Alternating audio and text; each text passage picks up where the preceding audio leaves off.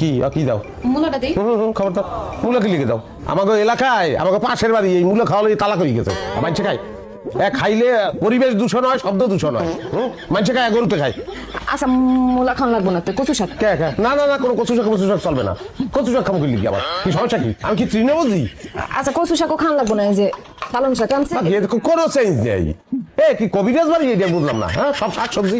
কোনো আমিষের ব্যবস্থা নাই হ্যাঁ মাছ টাছ কোনো কিছু ব্যবস্থা করে না খালি কইতেছে এটা খাও ওটা খাও এটা খাও হ্যাঁ এই বিলে এই সমস্ত জিনিসপত্র খাইলে তাহলে কি আমার শরীরে বল হইবে জামাই বাবাজি আজকের মতো খাও আমি তো ভাবছি যে এইসব খাইলে তোমার শক্তি হবো এই লাগা এই আয়োজনগুলো আমি করছি। আপনি আউগারি ভাবেন ঠিক লিখে আমার জিগেই ভাববেন না তো ভাবিয়ে কারা ফালাইছে নেই আপনি আর আব্বাই খান আপনাকে শক্তি হোক এতক্ষণ ফিরে খালি শুনতেছি কইতেছি না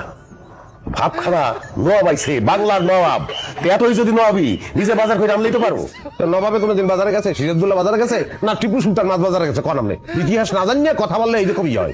এটা তুলনা দিলে কাশেম কোথায় আর কোথায় নবাব সিরাজউদ্দৌলা তা হয় কাশেমই কইবেন নবাব সিরাজদুল্লাহ কইতে দরকার নিজের কথা নিজেই তো পেছে পারবে বড় আমি তো একটা জামাই কি ব্যবস্থাটা কি আমি বললাম না হ্যাঁ ডাইরিয়া দেখেন কি হ্যাঁ পানির মধ্যে ভুলে ডাল দিয়ে হেলাইছে এই যে কোনো খাওয়া নাইলো শিশু মাছ আনছেন বাজারে তো এই খাইলে মাছের উপর অত্যাচার করা হয় কাকিমা যাতো এত কথা না পেঁচাইয়া একটা ডিম ভাইজা নিয়ে আয় তবুও মুখটা বন্ধ কর কথা থামা সেই তো আন্ডার কথা কইয়া ঠান্ডা মেজাজটারে গরম করিয়ে দিচ্ছে আন্ডা কেন আন্ডা তোমার একটা লিস্ট করিয়ে দিচ্ছি আমি